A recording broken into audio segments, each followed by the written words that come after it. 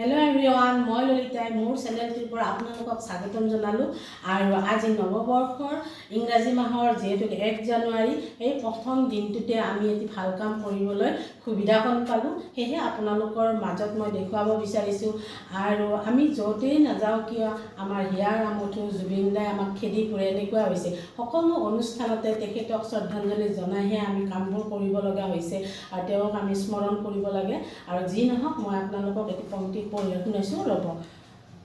হাল পোৱাটো জানো গণিত থাকে জানো সূত্ৰ সমাধান, নে প্ৰাণে বিচাৰি বিচাৰি আনো, বুকুত যাৰ মাতো ভাল পোৱা, বেহিচাপ এটি প্ৰাণ। আৰু এই স্তৱকটো মই পঢ়ি শুনালোঁ ৰামধেনুৰ সিপাৰে। আৰু এই দুখন কিতাপ আমি উন্মোচন কৰি আহি আপোনালোকক দেখুৱাইছোঁ। আৰু সেয়েহে আপোনালোকে কিতাপখন বজাৰত পাব, অনলাইনতো পাব, আপোনালোকে পঢ়িব। আৰু যিহেতুকে লেখিকাগৰাকীক আমি উৎসাহ জনোৱাটো আমাৰ খুবেই প্ৰয়োজন, আৰু সেয়েহে বিৰতি আগবঢ়ালোঁ, আপোনালোকে চাব। বন্ধুৰ দশম এক্সপ'জৰ নতুন ৰ'দত সাহিত্যৰ শীৰ্ষক গ্ৰন্থ উন্মোচনী সভা।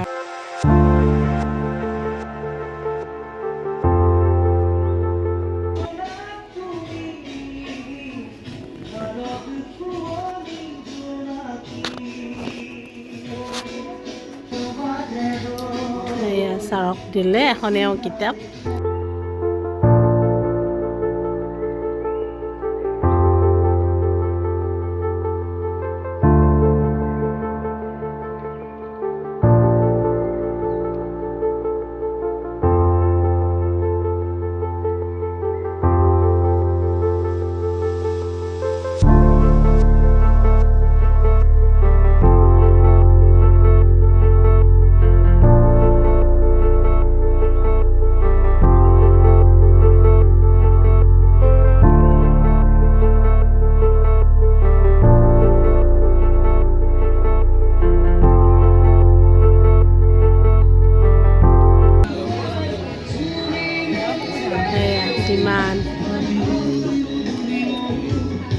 আপোনালোকক স্বাগতম জনাইছোঁ। আৰু আমাৰ এই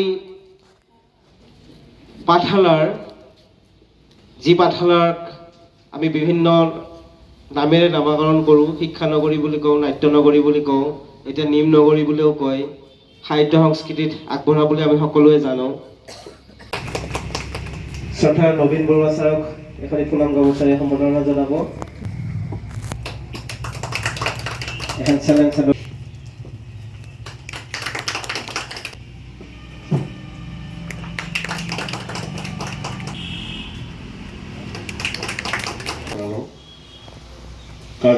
আজিৰ কাৰ্যসূচী মতে 1 নম্বৰতে আছে অনুৰাধা দত্তৰ উপন্যাস সম্পৰ্কীয় এটি আলোচনাটি আগবঢ়াব ডক্টৰ হেমন্ত ডেকাই। মই হেমন্ত ডেকালৈকে মাইক্ৰফোনটো আগবঢ়াই। আমাৰ মাজত উপস্থিত থকা অসমৰ এগৰাকী বিশিষ্ট লেখক তথা প্ৰকাশক শ্ৰীযুত নবীন বৰুৱাদেৱ, আমাৰ মাজত উপস্থিত থকা তেজপুৰ বিশ্ববিদ্যালয় অসমীয়া বিভাগৰ প্ৰাধ্যাপক ডক্টৰ বিদ্যা বৰা দেৱচলী বাইদেউ, আমাৰ মাজত উপস্থিত থকা মৃন্ময় লহকৰ ডাঙৰীয়া আৰু সংসদ ঘনিষ্ঠ সুধীবৃন্দ। অনুৰাধা দত্তৰ এইখন ৪ৰ্থ উপন্যাস। ইয়াৰ পূৰ্বে তেখেতে আৰিবা, নিকোলাছ এই দুখন আগপাক প্ৰকাশনে প্ৰকাশ কৰি উলিয়াইছে। কৃষ্ণ কস্তুৰী শীৰ্ষক আন এখন উপন্যাস আজিৰ প্ৰকাশক পূৰ্বাঞ্চল প্ৰকাশে প্ৰকাশ কৰি উলিয়াইছিল। তেখেতৰ এইখন ৪ৰ্থ উপন্যাস। আৰু তেখেতৰ আৰিবা নামৰ উপন্যাসখনৰ নামটো মই জানো, কিন্তু উপন্যাসখন পঢ়াৰ সুযোগ বা সৌভাগ্যত কিবা এটা কাৰণ মোৰ হৈ উঠা নাছিলে। কিন্তু ৰামধেনুৰ সিপাৰ আজি যিখন উপন্যাস ইয়াত উন্মোচিত হ'ব, ৰামধেনুৰ সিপাৰে পঢ়ি চালোঁ। আৰু পঢ়ি চোৱাৰ পাছত মই এটা কথা 100% নিশ্চিত যে অনুৰাধা দত্ত এগৰাকী সম্ভাৱনাপূৰ্ণ শক্তিশালী লেখিকা। খনৰ বিষয়বস্তু কিছু পৃথক এইকাৰণে যে অসমীয়া উপন্যাসৰ যিটো ধাৰা 1892 চনৰ পৰা আনুমতি বা লাহৰীৰ সময়ৰ পৰা আৰম্ভ কৰি আজি 2025 চন পৰ্যন্ত অসমীয়া উপন্যাসৰ যিটো ধাৰা, এই ধাৰাটোত বিভিন্ন বিষয়বস্তুৰ সমাহাৰ ঘটিছে। আৰু বিভিন্নগৰাকী উপন্যাসিকে বিভিন্ন সময়ত তেওঁলোকে নিজস্ব ধৰণে পৰ্যবেক্ষণ কৰা, অধ্যয়ন কৰা আৰু বহু সময়ত গৱেষণামূলকভাৱে সংগ্ৰহ কৰা তথ্যৰ আধাৰতো বিভিন্ন ধৰণৰ উপন্যাস লিখি উলিওৱা হৈছে বা উপন্যাস প্ৰকাশ পাই আহিছে। আজি আলোচিত হ'বলগীয়া উমাদত্তৰ ৰামধেনুৰ সিপাৰে উপন্যাসখনৰ বিষয়বস্তু হৈছে দুগৰাকী সমকামী পুৰুষ, সমলিংগী সমকামী পুৰুষৰ মাজৰ প্ৰেম কাহিনী এটা। আৰু স্বাভাৱিকতে দুগৰাকী পুৰুষৰ মাজৰ প্ৰেম কাহিনী বুলি ক'লে সি পৰম্পৰাগত যিটো ধাৰণা বা আমাৰ প্ৰাকৃতিকভাৱে যিটো আহৰণ কৰা আমাৰ যিটো ধাৰণা তাতকৈ নিশ্চয় ব্যতিক্ৰম বিষয়বস্তু এটা আচলতে। অনুৰাদত্তৰ উপন্যাসখনৰ এই কথাখিনি খুব গুৰুত্বপূৰ্ণ কথা। গতিকে মই ভাবোঁ যে উপন্যাসখনৰ বিষয়বস্তু অগতানুগতিক। দ্বিতীয় কথাটো হ'ল যে উপন্যাস পঢ়ি যাওঁতে এটা কথা খুব গুৰুত্বপূৰ্ণ কথা, এই কথাষাৰ মই কৈছোঁ আৰু আমাৰ মাজত এগৰাকী খ্যাতনামা কটন কলেজৰ স্ৰষ্টা শ্ৰীযুত নবীন বৰুৱাদেৱ আছে, তেখেতেও জানে বা তেখেতেও নিশ্চয় কথাৰ উপলব্ধি কৰে। অনুৰাদত্তৰ এই উপন্যাসখনৰ ক্ষেত্ৰত মই দেখিছোঁ যে তেখেতৰ প্ৰকাশ ৰীতি বা বৰ্ণনাৰ ক্ষেত্ৰত, যিহেতু মই পূৰ্বতে কৈছোঁ যে ইয়াৰ বিষয়বস্তু পৃথক অগতানুগতিক, তেখেতৰ এই বৰ্ণনাটি যথেষ্ট সাহসী। খুব সাহসেৰে তেওঁ দুগৰাকী সমলিংগী বা সমকামী পুৰুষৰ মাজৰ প্ৰেমৰ এই বৃত্তান্ত তেওঁ উপন্যাসত তুলি ধৰিছে। এই পাঠশালা অঞ্চলটো যথেষ্ট বৌদ্ধিকভাৱে আগবঢ়া বুলি এটা মোৰ ধাৰণা আছিল। বহুকেইজন বিশিষ্ট লেখক ইয়াৰ পৰাই ওলাইছে। অনুৰাধাৰ প্ৰথমখন উপন্যাস পঢ়ি মই বৰ ইমপ্ৰেছ হৈছিলোঁ। এটা বেলেগ পৰিৱেশত বিদেশৰ এটা কিতাপখন লিখিছে, সেই এখন ইংৰাজী কিতাপ পঢ়াৰ দৰে মোৰ লাগিছিল। সেইকাৰণেই মই ক'লোঁ যে ইয়াৰ পিছৰ এখন উপন্যাসো তুমি মোক দিবা। তেওঁ এই উপন্যাসখন লেখোঁতে যিটো ভাষা ব্যৱহাৰ কৰিছে সেইটো বৰ শক্তিশালী ভাষা। মই নিজে উপন্যাসিক, কিন্তু মই এইটো ভাষাৰে লিখিব নোৱাৰিলোঁ। ৰামধেনুৰ সিপাৰে গ্ৰন্থখনৰ কথা হেমন্ত ডেকাই ক'লেই, দাদাই ক'লেই কথাখিনি, আৰু সেই কিতাপখনো প্ৰকাশ কৰিছিল পূৰ্বাঞ্চল প্ৰকাশে। তাৰপিছতে দাদাই বৰুৱাহঁতৰ দুখন কিতাপ তুলি দিছিল, আৰিবা আৰু কৃষ্ণ কস্তুৰী। ল'লোঁ কিতাপ দুখন লওঁতে এটা কথা কৈছিল যে ইয়াৰ লেখিকাগৰাকী তোমালোকৰ ওচৰৰে পাঠশালাৰে। জনাৰ পিছতো তুমি কেনেকৈ মোৰ দৃষ্টিৰ ওচৰে থাকি গ'লা, মই নিজে লজ্জিত। তাৰপিছত যেতিয়া কিতাপ দুখন পঢ়িলোঁ, উপন্যাস দুখন, বিশেষকৈ আৰিবা আৰু কৃষ্ণ কস্তুৰী, দুইখন পঢ়াৰ পিছত দেখিলোঁ যে যিখিনি মানুহক আমি সচৰাচৰ উপন্যাসৰ ক্ষেত্ৰত, মোৰ নিজৰ জগতখন উপন্যাসেই, মই উপন্যাসৰ ক্ষেত্ৰখনতে বেছি কাম কৰি আছোঁ, যিখিনি মানুহক আমি ঔপন্যাসিক হিচাপে সমাজত আগস্থান দি আছোঁ, ঔপন্যাসিক বুলি ক'লে তেওঁলোকৰ নামটোৱে আমি প্ৰথমতে লওঁ। তেওঁলোকৰ তুলনাত উপন্যাস লিখিবলৈ আৰম্ভ কৰা এই কম বয়সীয়া ছোৱালীজনীৰ হাত দেখোন যথেষ্ট পৰিপুষ্ট। মানৱৰ মাজত থকা পৃথিৱীখন দেখিছে অনুৰাধা দত্তই ৰামধেনুৰ সিপাৰে গ্ৰন্থখনত। ৰামধেনুৰ সিপাৰে উপন্যাস, আৰু মই এজন উদণ্ড উপন্যাসিক। মই খুবেই উদণ্ড, আৰু মোৰ লেখা প্ৰকাশ কৰে নবীন বৰুৱা ছাৰ। তেখেত বহুত সাহসী প্ৰকাশক, তেখেত খুব ভাল লেখক, মহান লেখক আৰু খুব সাহসী প্ৰকাশক। গুৰু বিষ্ণু গুৰুদেৱ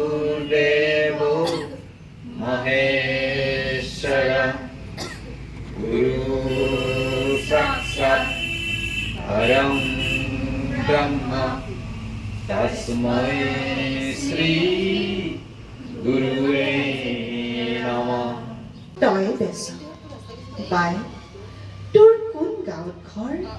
মৰিলে মানুহ তাত, ঢাপত ৰোৱনী আকন গছ, পুখুৰীত জীয়াওনে মাছ। বিষ্ণু ৰাভা, এতিয়া কিমান ৰাতি? তুমি সাৰে আছো আমি, আৰু সাৰে আছে প্ৰীতি। ভাং ভাং ভাং লোহাৰ শিকলি ভাং সিং সিং সিং সিং ডাকৰ বান্ধন সিং খোল খোল খোল খোল কাৰাৰ ফাটে খোল ভাং ভাং দুৱাৰৰ দাম বসন্ত ধুমুহাই প্ৰশ্ন কৰিলে মোক তোমাৰ প্ৰাপ্য কি কোৱা মনৰ দুৱাৰ খুলি নিৰ্ভীকভাৱে কলো তোমাৰ শক্তিখিনি দিয়া অৰ্জুন মই গান্ধী মই এই ধনঞ্জয় মৃত্যু কৰিছো জয় জাক দেখাতে যাক জাক দেখাতে যাক জাক দেখাতে যাক আদি যাক আগ্নেয়গিরি উদারি যাক এলাহার গাছে ভাঙি গুড়ি করি কর্মধারায় ধরানি ঘাট জাক দেখাতে যাক মাটি এডোখৰো নোহোৱা মই এইডোখৰে নাগৰিক বন্ধুৱে ক'লে মাত্ৰ চকুত মাৰোঁতে নচলিবনে কিহৰ ইমান চিন্তা হৈ যাব মই ক'লো চাই কৰি পেলালে ক্ষতি কি কাৰোৱেই আত্মীয় হ'ব নোৱাৰাৰ শোকত পুনৰবাৰ এনেদৰে মই জ্বলি উঠিব খুজিছোঁ কল্পনাৰ জলঙাৰে জুমি আহিনৰ আকাশখনতেই পালো আটাইতকৈ ছুটি দিনৰ ৰদে হেলনীয়া হেন্দলনি তোলাৰ পৰত নিজান মনত বৈ পৰিল মৌচুমী ডাৱৰে এৰি অহা ছায়াৰঙী গান আৰু তাৰ মাজতে ঠিক জীৱনৰ দৰে বহল জোনৰ এখনি চতাল কল্পনাৰ জলঙাৰে ইমানখিনিয়েই দেখি পৃথক তাতকৈ বহু বেছি ধুনীয়া এখন চহৰক দৰস লগাই থব পৰা মাইনাক লগ কৰি যাওঁ তাই বোলে কিবা খাই আজি নতুন প্ৰথম 1 বছৰ তাইক লগ ধৰিলোঁ কিবা এটা খুৱাই থৈ যাওঁ আমি যিহেতুকে ভাত পানী খাই আহিছোঁ আমি একো নাখাওঁ এইটো আমাৰ ছোৱালীটো আইনু এইয়া দেখিছে আমাৰ তাইক ৰাতি খানা খাইছে খানা খাই উঠি এতিয়া আৰু কি পিন্ধিছে একেবাৰে ছোৱালীজনী নতুন বছৰৰ শুভেচ্ছা দিয়া তুমি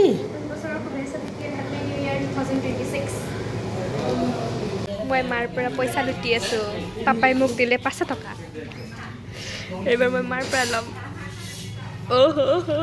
মোৰ নিউ ইয়াৰ নতুন বছৰ বুলি পইচা দিয়া মই লেফ্ট হেণ্ডেৰে ধৰিলোঁ কাৰণ মই কিবা লাগে বুলি দি দিলোঁ আৰু তোমাক থেংক ইউ কিতাপ বহি কিনিবা কিবা লাগে যদি এইটো আচলতে মোৰে 500 টকা আছিল জমা থৈছিল নিজে খাই থৈ দিছিল নতুন বছৰ তাই 1 তাৰিখে আমাৰ লগত নাইতো সেইকাৰণে 500টো দিলোঁ আৰু থেংক ইউ দিয়া হেপী নিউ ইয়াৰ বেয়া বস্তু নাখাবা বেয়া বস্তু নাখাওঁ সেইটোৱে বেয়া বস্তু নাখাবা মানে মানুহে বেয়া বস্তু বুলি ক'লে মানুহে বেলেগ ভাবিব নহয় এতিয়া নহয় মানে তুমি আইচক্ৰীম এই ৰাস্তাৰ মানে ফাষ্ট ফুড বুলি কৈছে দেই কিবা এইবিলাক খাই থাকা যে বেছি এইবিলাক কমাই খাবা যেতিয়াকৈ অপাৰেশ্যন কৰা তোমাৰ 3 মাহ হৈ গ'ল অলপ ভালকৈ 6 মাহলৈ থাকিব লাগে না পালন কৰি সেইকাৰণে ক'লোঁ নতুন বছৰৰ শুভেচ্ছাও দিলোঁ থেংক ইউ